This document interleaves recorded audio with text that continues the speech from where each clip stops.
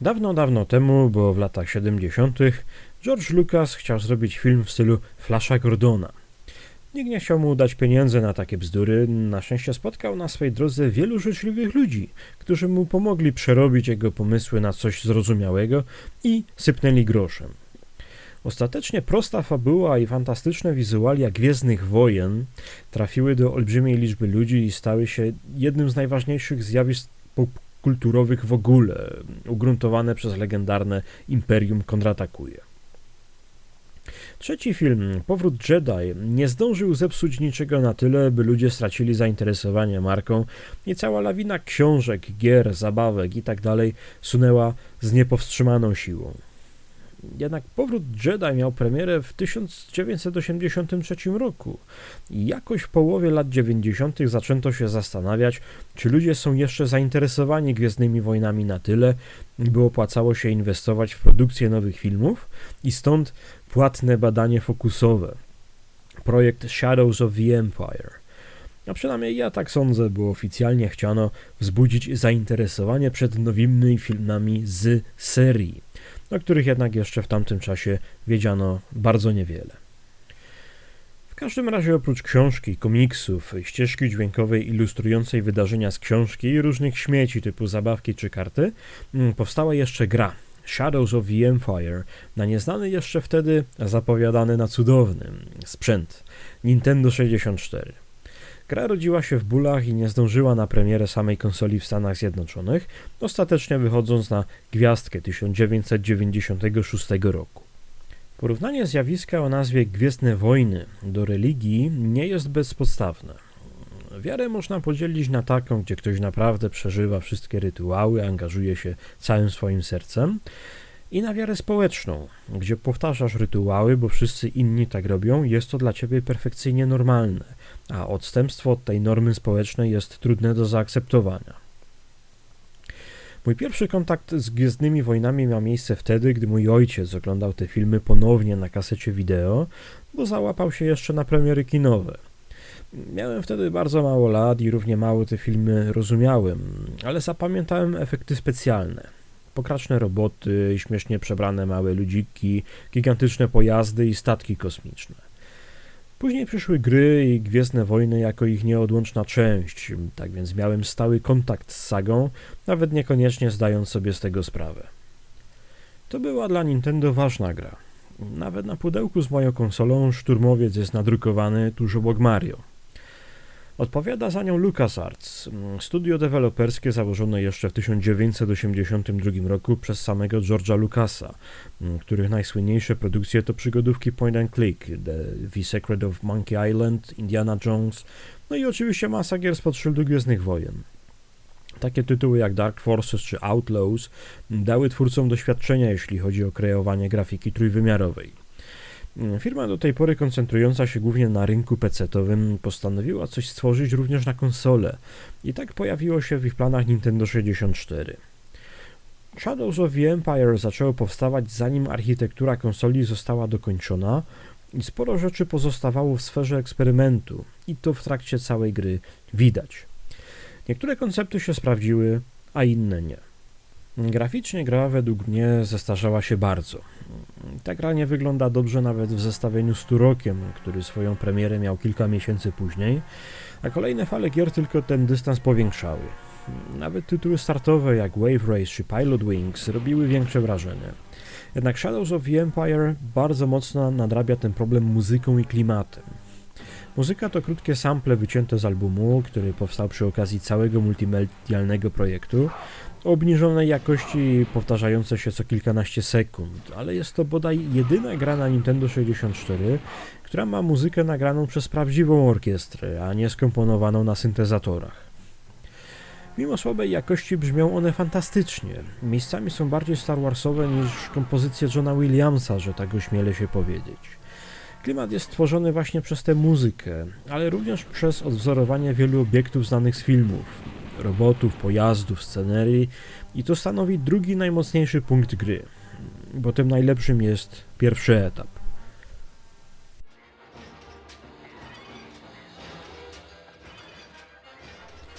Grasz jako kolega Hanna Solo, Dash Rendar.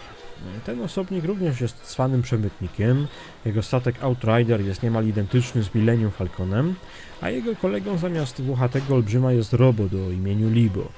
Dash wplątuje się w udział w bitwie o Hoth, którą pamiętają chyba wszyscy, którzy w tę grę grali. Strzelasz do sond, AT-ST i przede wszystkim oplątujesz kablem majestatycznie kroczące AT-AT. Dziś prawdopodobnie ten etap nie zrobi na nikim wrażenia, ale wtedy doznania były niezapomniane, a nieodżałowany Factor 5 robił później gry w całości koncentrujące się na lataniu w świecie Gwiezdnych Wojen, zaczynając od Rogue Squadron. Za rozwalenie AT-AT dostajesz challenge points, które w innych etapach mają już fizyczną postać i trzeba je będzie odnaleźć samemu. Drugi poziom to zwiedzanie bazy Echo, gdzie już bezpośrednio sterujemy Dashem i strzelamy do szturmowców.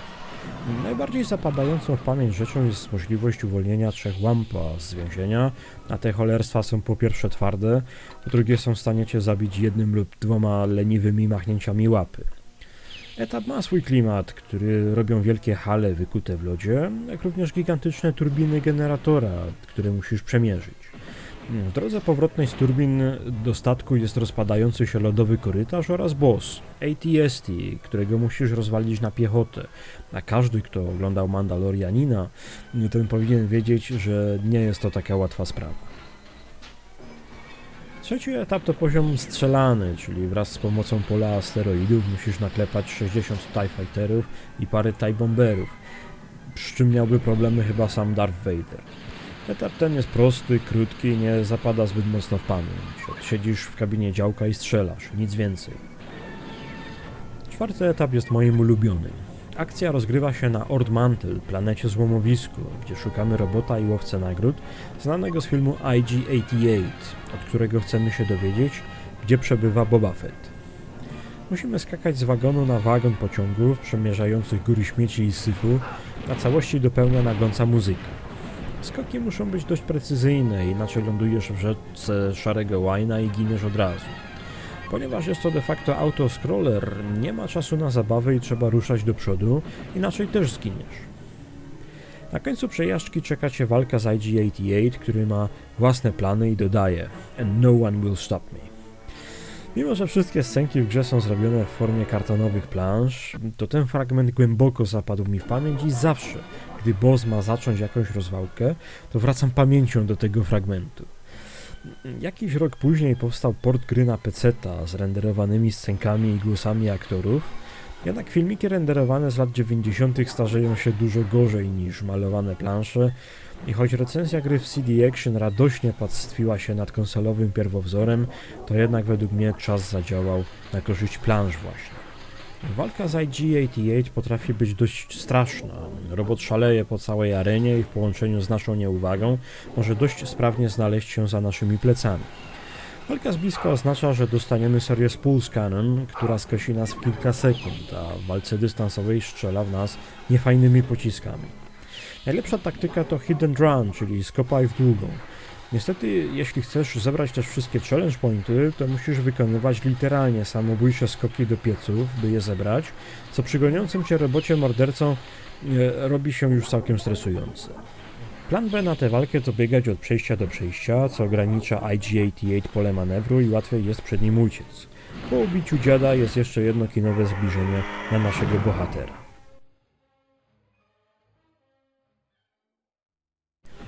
Kolejny etap to Gull Spaceport, gdzie przebywa Boba Fett. Jest to olbrzymi wąwóz wygodnie zatopiony w turokowej mgle, gdzie zagrożeniem są nie tylko wrogowie, ale przede wszystkim rozpadliny, w które bardzo łatwo wpaść. Dość szybko znajdujemy jetpack, jednak nie jest to takie fajne, jakby się mogło wydawać.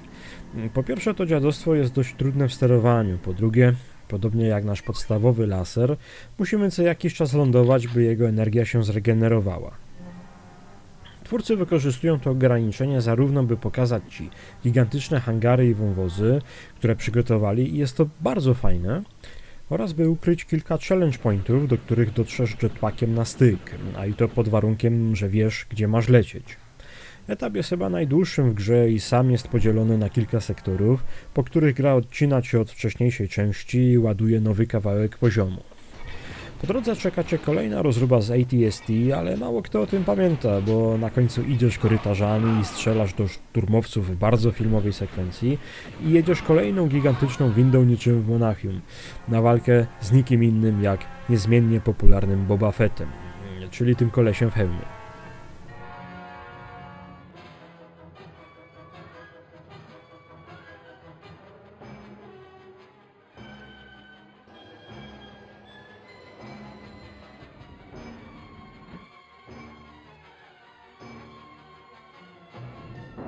Z nim nawet nie pogadamy, tylko od razu przystępujemy do walki. I nawet na tej gigantycznej arenie są ukryte challenge pointy, których grając normalnie i bez poradnika raczej nie masz dużej szansy znaleźć. Podobnie jak IG-88, Boba Fett skacze z miejsca na miejsce, ale ze względu na dużo prostszą arenę, ta część walki wydaje mi się łatwiejsza, a już na pewno mniej straszna niż starcie z droidem.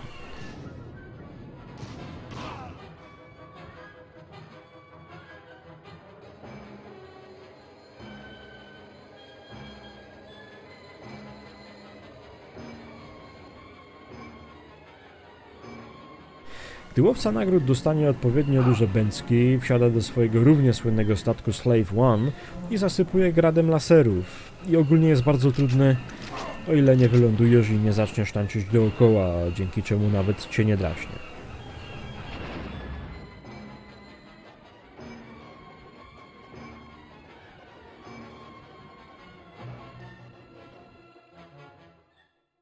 A teraz etap 6. Książę Xizor, paskudnie uśmiechający się główny zły całego projektu Shadows of the Empire, nasyła na Luke'a Skywalkera gang pustynnych motocyklistów. Jak ci chcą przefikać do rycerza Jedi, to nie wiem, ale naszym zadaniem jest ich gonić i, delikatnie mówiąc, powstrzymać, czyli zepchnąć z drogi tak, żeby wpadli na przeszkody i umarli. Rzadko czego nienawidzę w grach wideo tak mocno jak tego konkretnego etapu. Dla mnie jest on ledwo grywalny, pojazd słabo spisuje się na zakrętach i często ładujesz się w budynki, a zebranie wszystkich challenge pointów wymaga naprawdę sprawnego grania. Na wyższych poziomach trudności jest zresztą chyba niemożliwe ubicie wszystkich gangsterów i odwiedzenie wszystkich zakamarków etapu, gdzie są jakże przydatne punkty. Najpierw należy ich załatwić, a potem wrócić się całą drogę i zebrać je na spokojnie. Ciekawostka. Challenge Point tuż za murami miasta nie ma kształtu loga rebelii, a głowy Maxa z bardzo znanej innej gry LucasArts, Sam and Max Hit the Road. W każdym razie samo przejście tego etapu było dla mnie koszmarnie uciążliwe, a na zabranie wszystkich Challenge Points chyba do dzisiaj nie jestem jeszcze gotowy. Etap 7 to znowu strzelanka z perspektywy trzeciej osoby, choć możemy też swobodnie zmieniać widok na pierwszoosobowy. Zresztą w grze jest kilka ciekawych ustawień kamery, np. kinowa, która jest ustawiona w jednym miejscu i przełącza się niczym poszczególne ujęcia filmu. Etap ten ma i trochę strzelania, trochę skakania i trochę zagadek. Niestety jest według mnie szaro-bury i po prostu nijaki. Sceneria ma Star Warsowy klimat, ale co z tego, skoro nie ma wielu ciekawych rzeczy do zrobienia. Nawet boss to robot do załadunku. Po starciach z IG-88 czy Boba Fettem nie jest to nic specjalnie ekscytującego. 8. etap to kanały, które doprowadzą nas do pałacu wspomnianego wcześniej Xizora. Etap brzydki, z nudną muzyką, a dodatkowo wymaga od ciebie latania jetpackiem w korytarzach i pomieszczeniach. Grałem w gorsze etapy w kanałach, pozdrowienia dla Xenogears, i ten nie jest jakiś bardzo zły i w tym szaleństwie jest metoda. Nawet do paskudztw z mackami, które chcą cię pożreć, idzie się przyzwyczaić. Boss to Dianoga, gigantyczna wersja potworów, które zwalczaliśmy wcześniej. Trzeba nurkować w śmierdzącej wodzie, wyłączając jetpack, bo w ten sposób twórcy ominęli problem animacji pływania, i ładować mu z lasera w oko. Dopiero po jego pokonaniu cały ten ściek się odtyka, a my możemy wlecieć do pałacu Xizora. Przedostatni etap to przedziwnie udekorowany pałac Xizora. Nigdy jakoś nie rozumiałem tego miejsca i zawsze coś mi w tym wyglądzie nie pasowało, ale nie jestem w stanie określić co konkretnie. Może po prostu jest za ciemny jak na pałac? Znowu latamy jetpackiem, by dotrzeć do przycisków na wysokich kolumnach. Jednak to, co naprawdę zapada w pamięć, to boss, mechaniczny gladiator. Walka z nim ma 3 fazy, z czego pierwsza jest całkiem łatwa, ale problemy zaczynają się już przy drugiej, bo arena z prostej platformy zmienia się w labirynt, a jeśli pójdziesz z latającym teraz korpusem na zwarcie, to cię skosi. Aha, i jeśli nie ciłałeś najlepszej amunicji i dodatkowych żyć na tę walkę, to możesz mieć problem. Szczególnie, że w trzeciej fazie walki trochę przestaje działać jetpack, a z gladiatora zostaje sama latająca głowa, którą jest ciężko trafić. Ja nie znalazłem lepszej metody niż walka w zwarciu i nadzieja, że prędzej padnie gladiator niż skończą się moje życia i amunicja.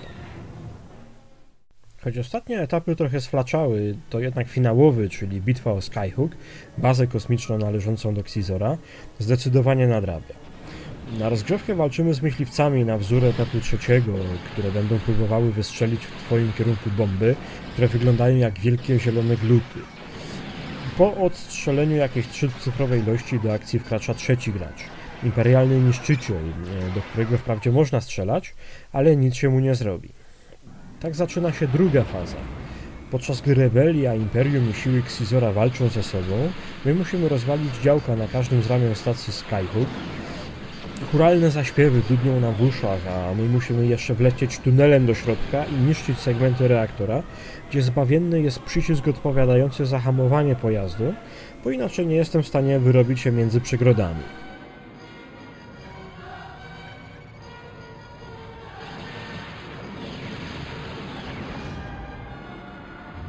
Na koniec musimy uciec przed wybuchem.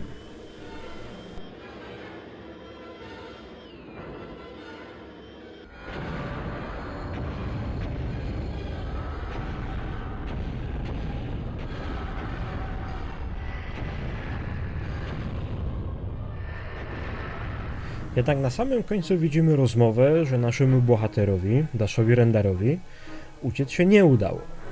Jeśli jednak przejdziemy grę na poziomie trudności medium, to widzimy, że i Dashowi i jego robotowi Libo jednak udało wydostać się z kabały, ale postanawiają przez jakiś czas siedzieć cicho, bo dosyć już narozrabiali. Tak kończy się gra, którą mimo jej wad bardzo polubiłem i zapamiętałem. Była częścią oszołomienia, jakie przyszło wraz z pojawieniem się Nintendo 64 w moim domu, a przesiadka na takie gry z wiekowej już Amigi 500 musiała oszałamiać. To dzięki tej grze zainteresowałem się bliżej Gwiezdnymi Wojnami, obejrzałem ponownie znane z wczesnego dzieciństwa filmy, zacząłem czytać książki spod tego szyldu, których było naprawdę dużo. Najmilej wspominam tak zwaną trylogię Trauna, ale również bardzo mi się spodobała nowa era Jedi, choć wielu fanów Star Wars mojej opinii nie podziela. Krótko o nowej erze Jedi. Ciągnie ona Star Wars bardziej w stronę Warhammera 40k, choćby ze względu na ilość ofiar opisanej tam wojny z pozagalaktycznym najeźdźcą, jakim Yus Han Wong, którą według Wikipedii szacuje się na 300 kwintylionów, a 1 kwintylion to milion milionów. Cykl ten potrafi być bardziej edgy niż Shadow the Hedgehog, ale wtedy, gdy byłem nastolatkiem, podobało mi się i chyba kiedyś przeczytam to ponownie i w całości, by wyrobić sobie bardziej aktualną opinię. W każdym razie ten istniejący poza filmowym świat żył sobie własnym życiem. Luke Skywalker poznał Marę Jade i polubili się na tyle, że mieli syna Bena. Han Solo i księżniczka Leia mieli bliźniaki, Jainę i Jacena oraz później trzecie dziecko, Anakina Solo. Po poradzeniu sobie z próbującym objąć dowództwo nad Imperium admirałem Traunem, Luke Skywalker znajduje uczniów i próbuje stworzyć nowy zakon Jedi, który nie będzie powtarzał błędów poprzedników.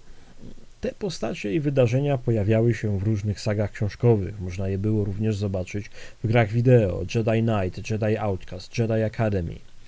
Jednak czytając książki, człowiek sam sobie pewne wydarzenia wyobrażał i nadawał w tej swojej wyobraźni scenerię, charakter i klimat znany z filmów i gier. A potem przyszły te nieszczęsne prequele i zmieniły sposób, w jaki Gwiezdne Wojny są postrzegane. Jechanie po prequelach to sport, w którym są zawodnicy dużo lepsi ode mnie. Ja wszystkie 3 filmy obejrzałem w kinie i mój mózg skutecznie został ogłupiony dawką efektów specjalnych i podczas pierwszego oglądania bawiłem się całkiem nieźle. Potem jednak włączyło mi się myślenie, a nawet całkiem niedawno obejrzałem wszystkie prequele od początku do końca i na większości się nudziłem. To było coś kompletnie nowego, a w dodatku niezbyt dobrego. Bardziej film animowany z dziwacznymi projektami, które słabo do siebie pasują i przeładowany efektami wizualnymi, które szybko przestajesz przyjmować. Dobrze się nadają do memów w internecie, ale do niewielu rzeczy więcej. Jednak książki były dalej tworzone, mimo całej pompy i związanego z nim rozczarowania. A potem George Lucas sprzedał cały interes Disneyowi, który krótko potem ogłosił, że wszystkie te opowieści, które wspomniałem, wywalamy na śmietnik i teraz będą tworzone nowe, zgodnie z nowymi filmami. Kilkadziesiąt lat tworzenia czasem lepszych, czasem gorszych opowieści splatających się w jakąś tam sieć powiązań zostało olane kompletnie. Aha, przy okazji LucasArts, dewelopera omawianego tutaj Shadows of the Empire, Disney zwolnił prawie wszystkich, zostawiając w praktyce tylko nazwę do licencji. Taką licencję na robienie gier dostało m.in. Electronic Arts, które jedną ze swoich gier literalnie poruszyło rządy państw do wprowadzenia dodatkowych regulacji przeciw lootboxom. Nowe filmy wypadły w najlepszym przypadku słabo. Pierwszy był powitany raczej z ulgą, bo nie był w stylu prequeli. Drugi wywołał olbrzymie kontrowersje, choć według mnie miał szansę stać się naprawdę dobrym filmem. Trzeciego nawet nie oglądałem, choć od premiery Mrocznego Widma regularnie chodziłem na wszystkie odsłony Gwiezdnej Sagi do kina. Tym razem, po raz pierwszy od ponad 20 lat, tak się nie stało. I rozczarowanie tą całą sytuacją jest jedną z przyczyn, dlaczego ta recenzja w ogóle powstała. Obecny gniew na sposób, w jaki Disney traktuje Gwiezdne Wojny, uważam za niebezpodstawny. I zarówno ja, jak i sowicie opłacani ludzie w Los Angeles czy gdzieś tam zadajemy sobie pytanie, co teraz? Czy jest jeszcze jakaś nadzieja? Serial The Mandalorian, w mojej opinii, uchwycił klimat lepiej niż jakakolwiek znana mi oficjalna produkcja filmowa spod tego szyldu w ciągu ostatnich 20 lat. Serial jest prosty do bólu i jest tym, czym powinien być. Przygodą w kosmicznej otoczce, a nie politycznym bełkotem czy cholera wie czym w ostatnich 3 filmach. Sceneria i postacie przypominają te z pierwszych filmów, czyli pokraczne roboty, śmiesznie przebrane małe ludziki itd., które pamiętam jeszcze ze wspomnianych jakoś na początku tego filmiku kaset wideo. Choć nie liczę na nic i prawdopodobnie na końcu i tak będę rozczarowany, to jakaś iskierka nadziei się dla Gwiezdnych Wojen tli. Może ktoś pójdzie do rozum do głowy i zekranizuje te lubiane historie, których wcześniej hurtowo się pozbyto. Może Dash Rendar dostanie kolejną szansę? Raczej nie, ale pomarzyć zawsze można. Dziękuję za oglądanie.